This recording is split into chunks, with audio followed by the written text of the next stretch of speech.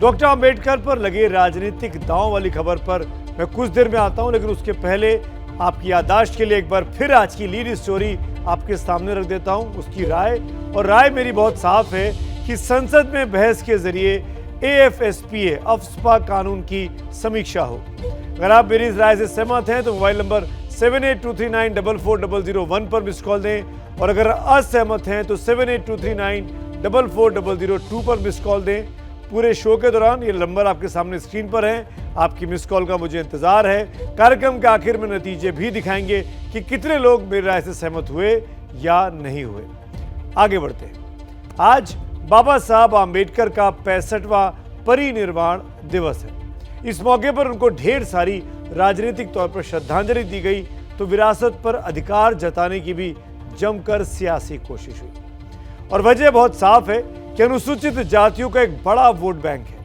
उत्तर प्रदेश चुनाव के मद्देनजर सभी राजनीतिक दलों की नजर 21% अनुसूचित जाति वोट पर है, और इसको लुभाने के लिए बाबा साहब के नाम का इस्तेमाल सत्ता की सीढ़ी की तरह होता एक बार फिर दिखाई दे रहा है।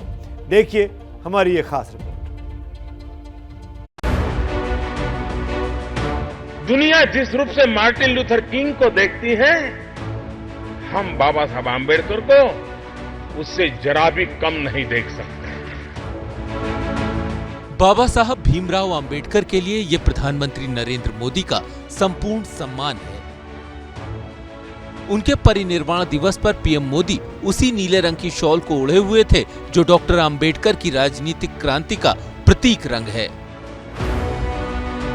बाबा साहब भीमराव अंबेडकर ने इस देश को एक संविधान दिया, जिन्होंने अपनी पूरी जिंदगी अनेकों कष्ट झेलकर खासकर इन वर्गों के लोगों को अपने पैरों पर खड़ा करने के लिए समर्पित किया। पूरा जीवन वो दलितों के लिए, शोषितों के लिए लड़ते रहे, संघर्ष करते रहे। अब मायावती हो, अखिलेश हो, राहुल प्रियंका हो या फिर अरविंद केजरीवाल, सबकी जुबान पर बाबा साहब आम्बेडकर हैं। हर कोई ये दिखाने की कोशिश में है कि बाबा साहब के सपने को कोई पूरा कर सकता है तो वो उनकी पार्टी है। देश के प्रधानमंत्री के रूप में मोदी जी पहले प्रधानमंत्री हैं, जिन्होंने बाबा साहब भीमराव अंबेडकर की भावनाओं के अनुरूप भारत के निर्माण के लिए शासन की कल्याणकारी योजनाओं के साथ जोड़ने का कार्य किया। बाबा साहब अंबेडकर के जीवन को बच्चे बच्चे तक पहुंचाने के लिए दिल्ली सरकार उनके जीवन पे एक बहुत भव्य नाटक तैयार कर रही है। सड़कों पे उतरने से सत्ता में बैठे हैं बाबा साहब डॉक्टर अंबेडकर के विरोधी लोग, तो लेकिन हम सड़कों पे उतर के क्या करेंगे, क्योंकि हमें सत्ता परिवर्तन करना होगा। बाबा साहब ने एक बार कहा था, अंबेडकर पूरे देश के हैं, लेकिन वोट की राजनीति इस वक्त यूपी में खुलकर चल रही है, जहां अनुसूचित जातियों का वोट 21% है। इसीलिए मौका अंबेडकर के परिनिर्वाण दिवस का है, लेकिन चौका वोटों के लिए लगाया जा रहा है।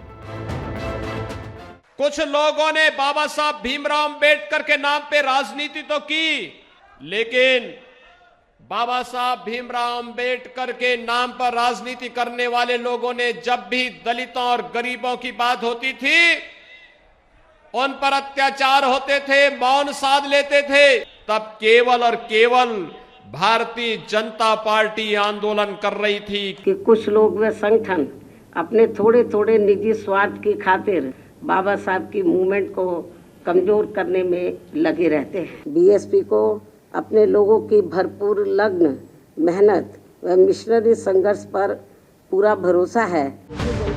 मायावती का निशाना यूं ही नहीं है। पिछले कुछ चुनावों में बीएसपी का अनुसूचित जाति का वोट बैंक उनसे छिटककर बीजेपी की तरफ रुख कर गया। इस बार भी चुनावी सर्वे ये बता रहे हैं कि बीएसपी के लिए राह आसान नहीं है।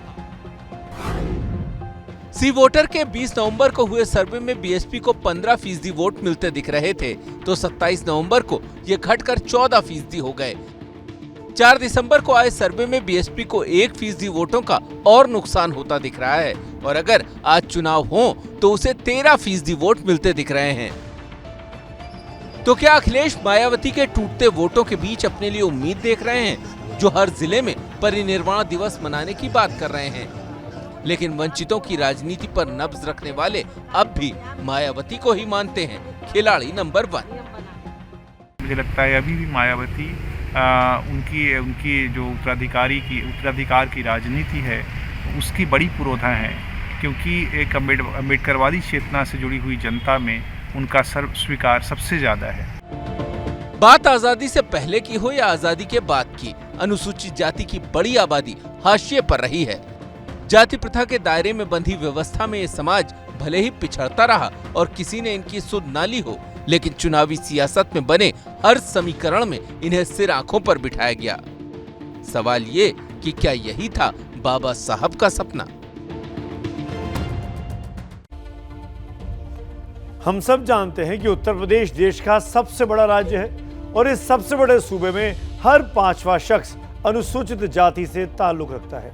इसीलिए अनुसूचित जाति का वोट बहुत अहमियत रखता है। इंदिरा गांधी के समय में माना जाता था कि मुसलमान और अनुसूचित जाति दोनों ही के वोट पूरी तरीके से कांग्रेस के खाते में जाते हैं, लेकिन काशीराम की राजनीतिक एंट्री ने वंचितों के वोटों का रास्ता बदल दिया। काशीराम ने अनुसूचित जाति के वोट पर जोर दिया और 1993 में मुलायम सिंह यादव से गठबंधन करके उन वोटों की पिछड़ी जातियों के वोटों के साथ जोड़ दिया। ये प्रयोग बेहद सफल रहा, लेकिन जल्द ही सत्ता की टकराहट ने काशीराम और मुलायम सिंह यादव के रास्ते अलग अलग कर दिए, तो अनुसूचित जाति के वोट काशीराम के साथ चलने ही लगे। बाद में मायावती ने अनुसूचित जाति मुस्लिम ब्राह्मण का गठजोड़ बनाया, वो प्रयोग भी कामयाब रहा। मायावती पूर्ण बहुमत के साथ यूपी की मुख्यमंत्री भी इसी गठजोड़ की वजह से बन चुकी है। अनुसूचित जाति की राजनीति को नया उभार मिला। अनुसूचित जाति के बीच से अब भीम आर्मी वाले चंद्रशेखर रावण भी निकल आए हैं और वो भी अंबेडकर की राजनीति के उत्तराधिकारी बनने की जद्दोजहद इन दिनों जमकर कर रहे हैं। इन सब के बीच 2014 से यूपी में अनुसूचित जाति के वोट में ज्यादा हिस्सेदारी बीजेपी की अब दिखाई देने लगी है। अंबेडकर ने वास्तव में अनुसूचित जाति तक ही अपने संघर्षों को सीमित नहीं रखा था। वो पिछड़े वर्ग की बेहतरी की भी बात किया करते थे, लेकिन सत्ता की राजनीति अक्सर हमारे महापुरुषों को भी जातियों के घेरे में बांध देती है। वैसे बात यूपी की कर रहे हैं तो यूपी में अनुसूचित जाति की बेहतरी की दुहाई बहुत दी जाती है, लेकिन हालात सुधरते नहीं हैं। 2011 की अगर हम सेंसस रिपोर्ट की बात करें जो कि 15 में आई, तो उससे पता चलेगा कि यूपी में अनुसूचित जाति के लोगों की स्थिति क्या है। पूरे यूपी में उनकी आबादी करीब 21% है। इनमें से 42% लोग भूमिहीन मजदूर हैं।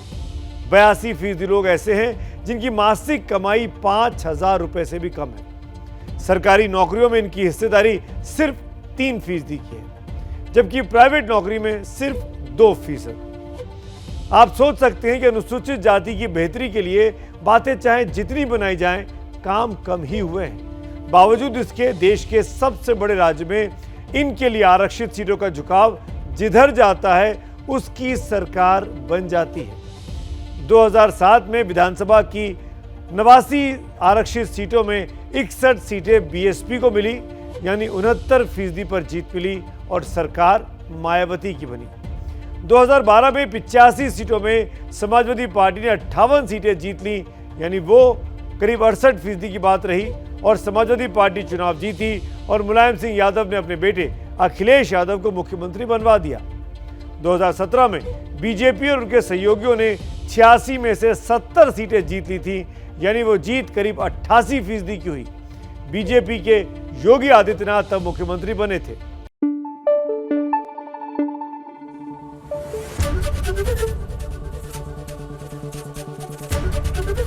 एबीपी न्यूज आपको रखे आगे।